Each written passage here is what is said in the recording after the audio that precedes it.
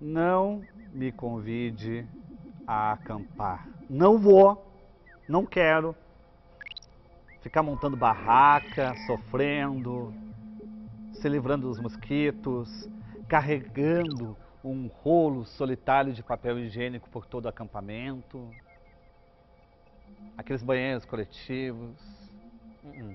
O fiasco terminou com as espinhas. Desejo luxo, uma cama confortável, alguém me servindo, uma bela mulher, café na recepção.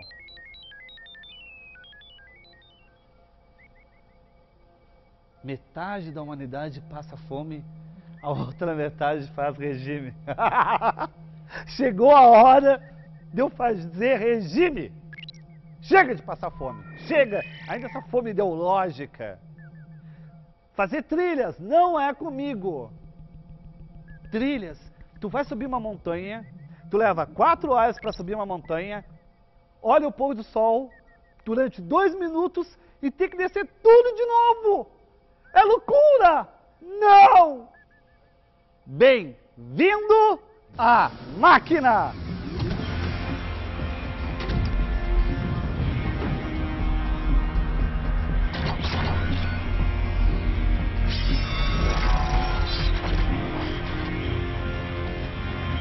Preciso confessar que minha mãe não assiste ao programa. Eu sou órfão da TV. Isso aqui é uma espécie de orfanato. Eu falo, mãe, vai lá me assistir. E a mãe, sabe o que ela me diz? Do Fabrício já chega o real. Eu entendo isso. O excesso dos filhos. De vez em quando eu tenho nojo de mim mesmo.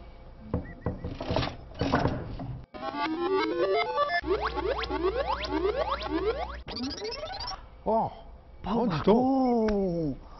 Não acredito, isso aqui tá tendo seriedade, máquina.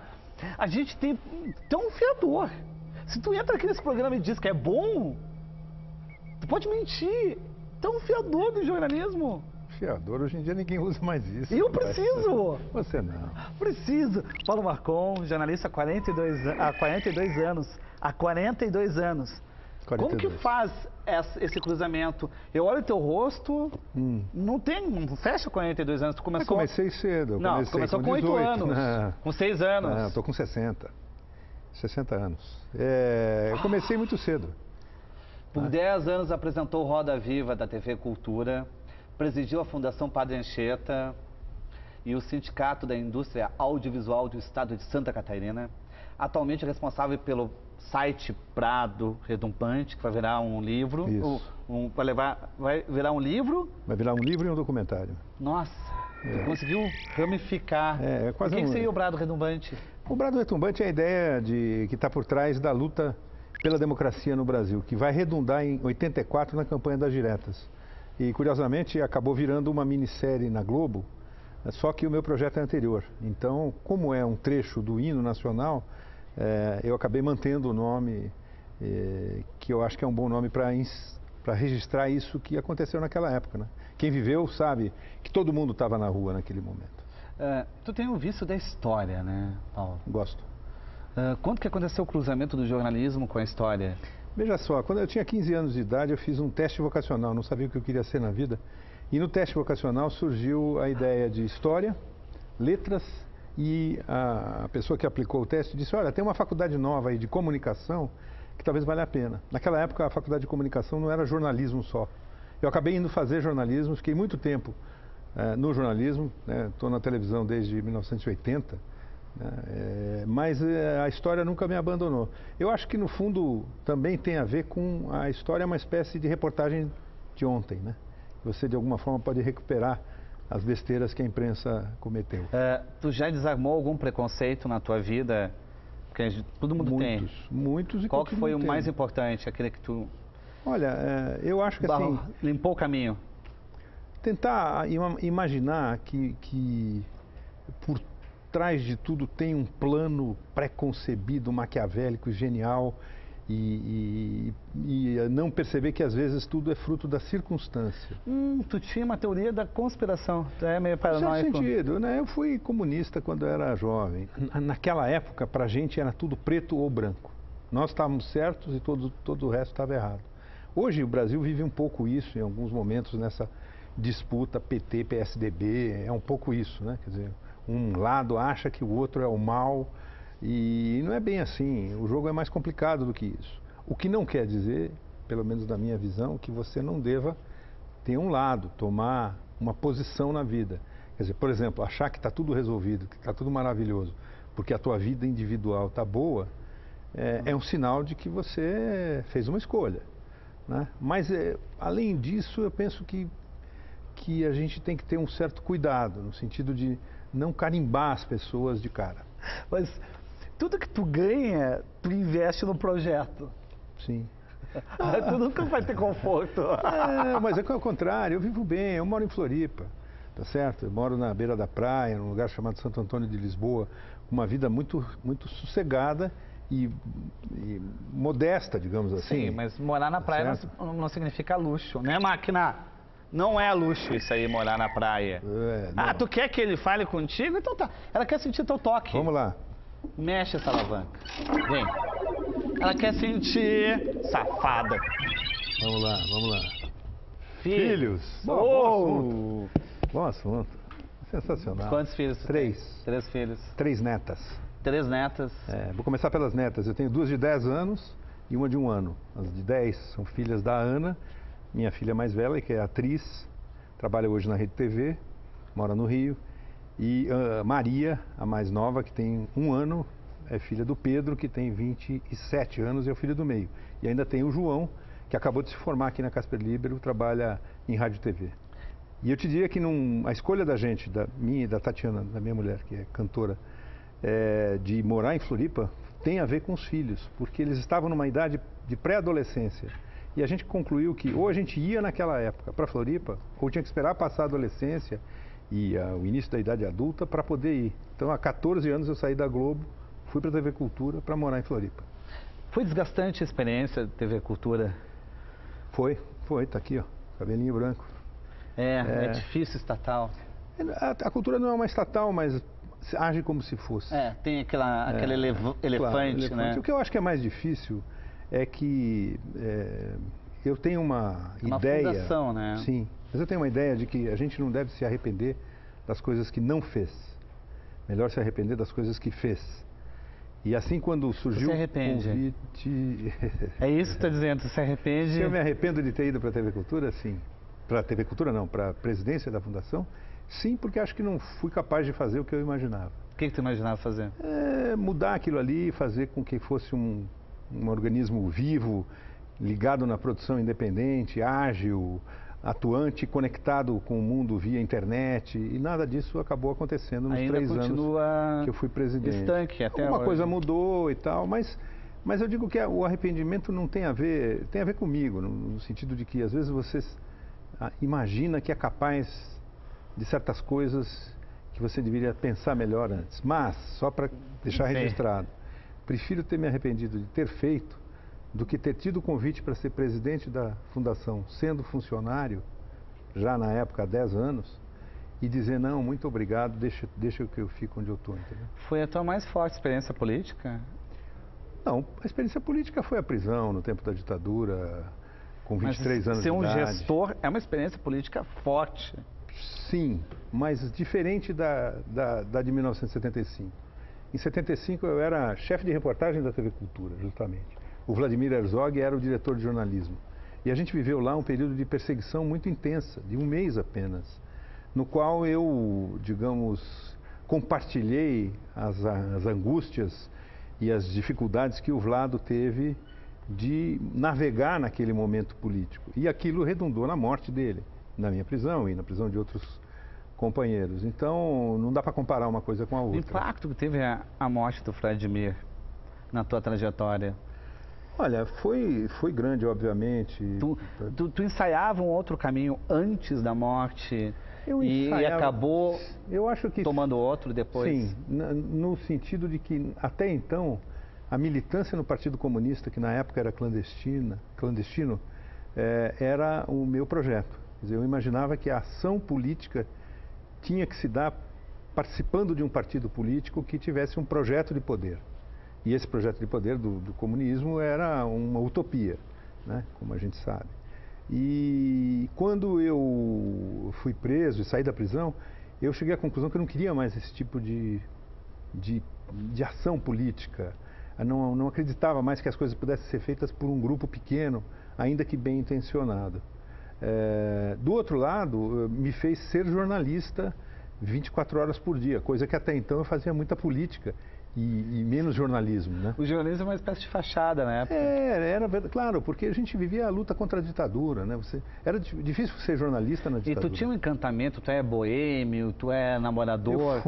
Eu fui dono de bar aqui em São Paulo, tive meu tempo de boemia, também depois desse episódio do Vlado. Mas por que tu abriu um bar? O que passou pela tua cabeça? Isso eu tinha 27 anos, né? Tu queria conquistar pessoas, mulheres?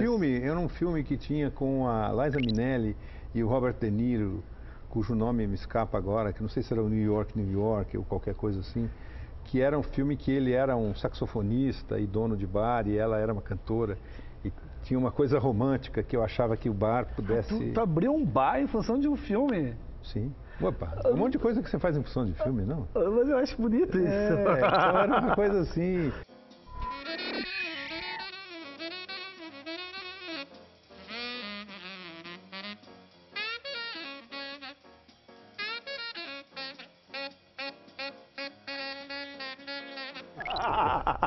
Puxa a alavanca.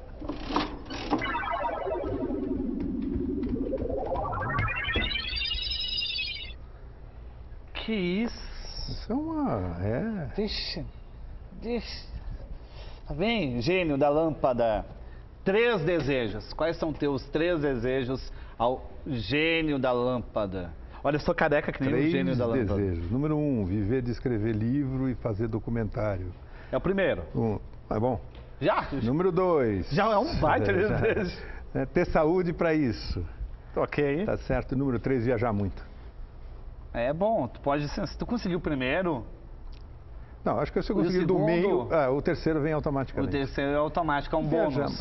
Exatamente. Viajar muito é bom. O livro tem isso, né? Ele é um objeto que nem sempre garante a conta do teu armazém, do teu supermercado, mas ele te permite viajar, no sentido que tem muito lançamento de livro, muita feira de livro. Eu pensei que tu já se sustentasse pelos livros, não? Pelos direitos autorais, nem tanto, mas pelas palestras, pelo entorno. Não, eu corro atrás, quer dizer... Tu publicou sobre o Vladimir, publicou sobre a Anitta, publicou sobre a legalidade...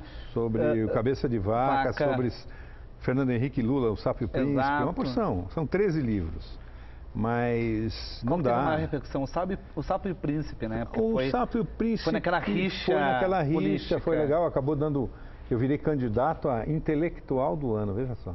Um grupo de escritores aqui de São Paulo lançou meu nome e houve pela primeira vez em muitos anos... O Sapo, o Príncipe e o Juca Pato. E o Juca Pato, exatamente. O Juca Pato é esse prêmio importante e pela primeira vez em muitos anos...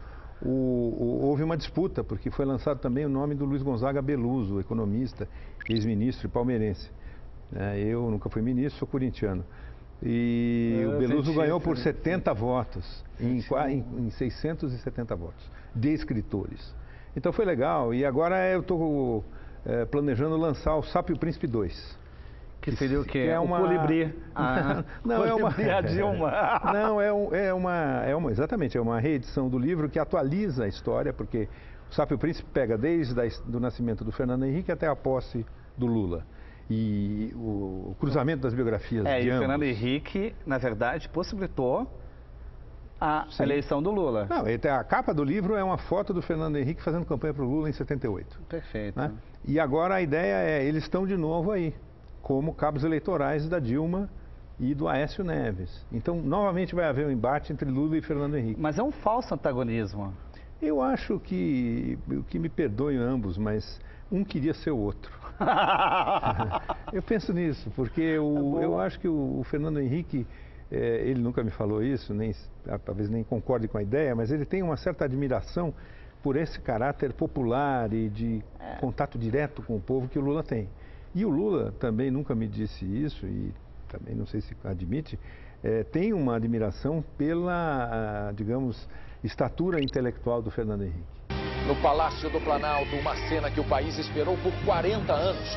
Um presidente eleito pelo povo passa a faixa a um sucessor eleito pelo povo. Que memória que tu tem, né? Tu deve ser uma pessoa que escreve de cabeça, Não, que é isso? sem Google, Não, em máquina. Nem pensar. Sente ele, sente ele. Ele é uma espécie de mirador internacional. Só quem pode ser. Porque ninguém consegue ler mais. Basta. Não. Olha aí. Ah, memória, inimiga mortal do meu repouso. Tem uma frase boa do Cervantes? Que um amigo meu, jornalista já falecido, digamos, atribuía a Ava Gardner, que dizia o seguinte: o segredo do sucesso é a má memória. É boa, né? Tu ama ela? A Ava Gardner ou a memória? As duas. Gosto.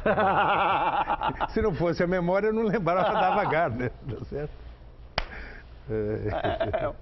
É bom vocês O que só eu vejo. É tu que vê, eu? Não sou eu. O que só eu vejo? É tu que vê, não sou eu. Rapaz. Olha ali, ó. Ah.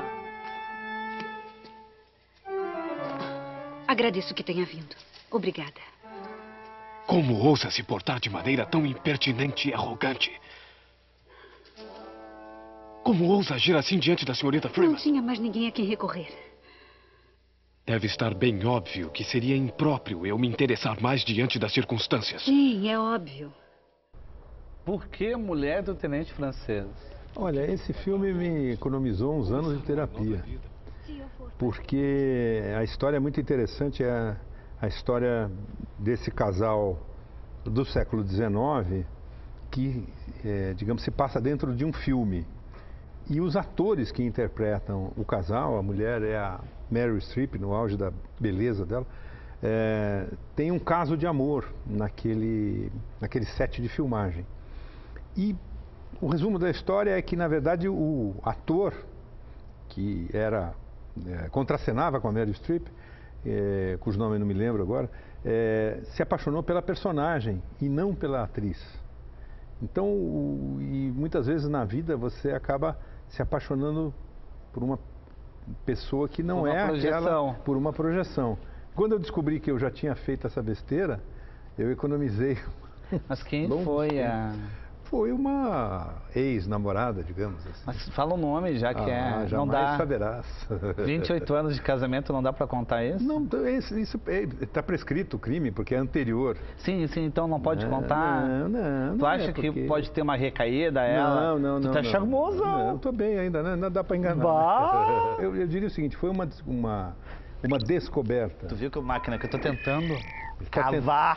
Mas eu tô não tentando vou integrar. destrinchar o segredo, olha meu esforço. Jamais saberás. Essa é uma outra história boa. Um amigo meu, essa eu posso contar. Ah, não, tu tá tentando trocar uma história pela outra. Claro. Meio a meio. Isso é coisa de terapeuta.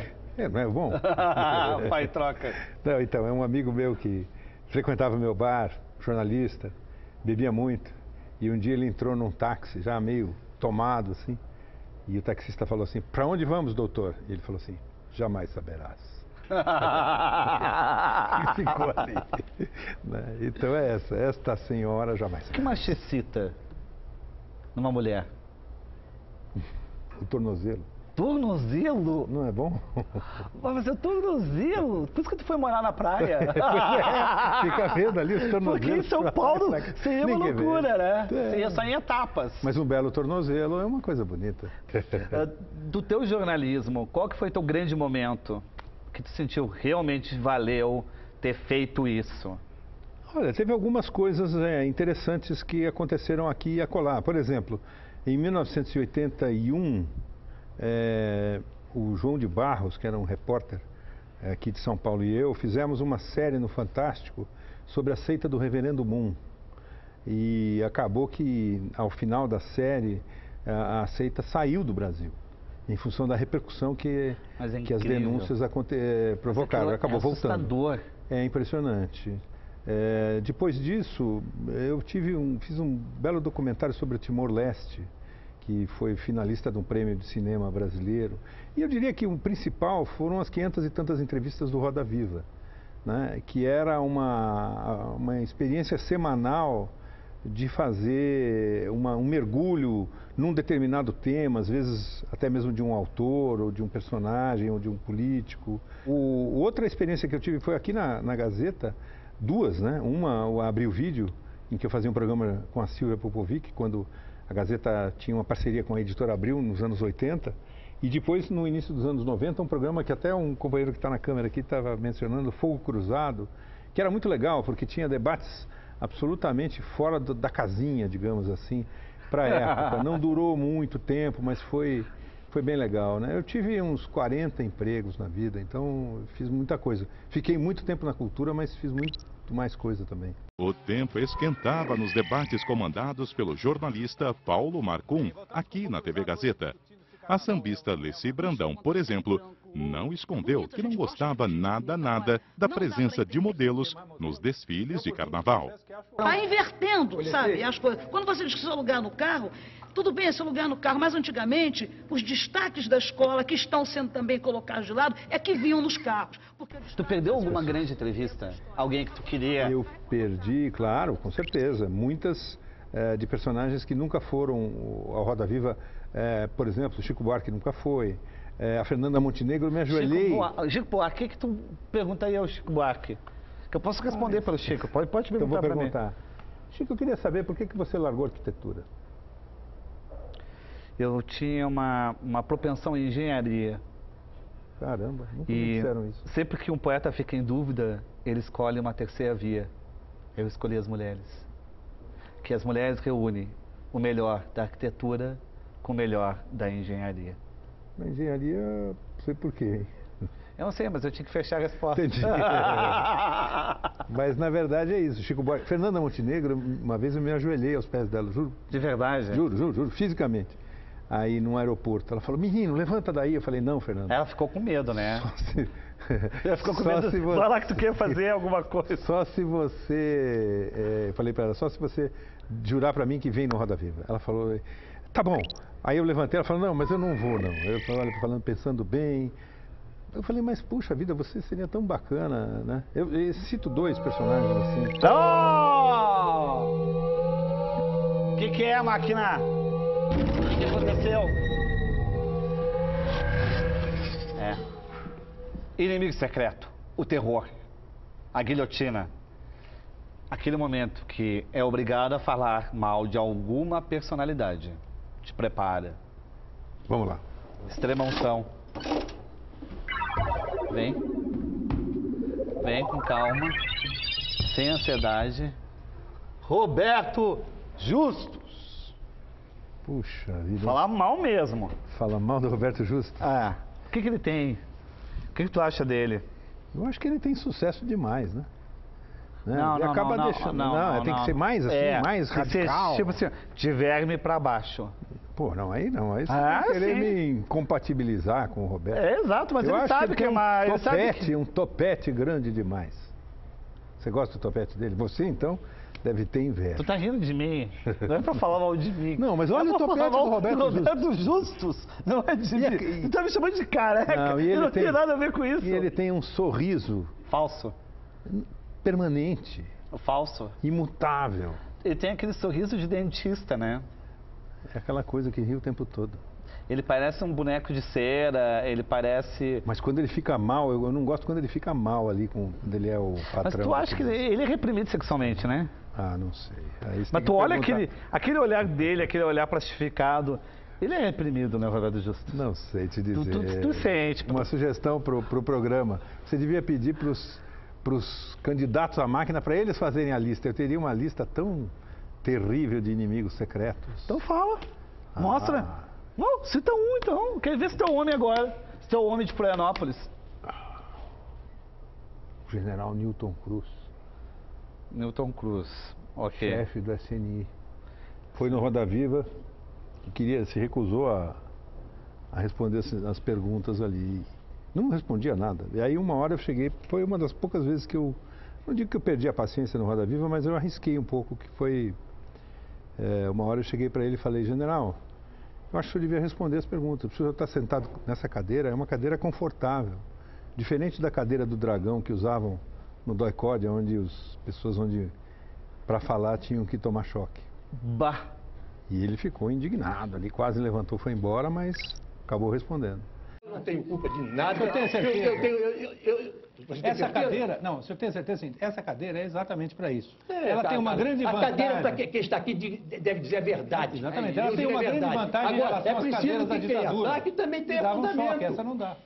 Essa cadeira é mansinha, não é igual a cadeira do dragão que eu conheci bem. Essa cadeira é mansinha. Se eu escrevesse a tua memória, qual seria a primeira frase num exercício hipotético? Caramba. Eu vou usar uma frase da minha irmã. Ela vai ficar uma arara comigo. Porque ela sempre fica, quando eu conto essa história, minha irmã 3 anos mais nova, Eliana, que é jornalista também. Quando ela era estudante no ginásio lá, um dia ela escreveu numa prova de matemática o seguinte: meu Deus, estudar, estudei, me esforçar, me esforcei. Mas se o senhor quiser, não quiser que eu passe de ano, seja feita a sua vontade. E parece que a professora não gostou muito da frase. Mas eu diria o seguinte: estudar, estudei, me esforçar, me esforcei. Mas se não quiserem que eu passe de ano, eu diria que eu tenho a sensação, ou quero ter a sensação, de que fiz o que foi possível, né? E espero, tem muita coisa para fazer ainda, né? Tu sabe que eu já terminei. essa entrevista nasceu para ser reprise. Tá acabando, contagem regressiva, a máquina vai se desligar. Pode dar o teu recado final. Dá o recado final. Eu acho que a gente tem que fazer as coisas no reino desse mundo, porque eu não sei se tem um outro, como diria o cubano Alejo Carpentier. E o futuro? A Deus pertence. Até a próxima terça.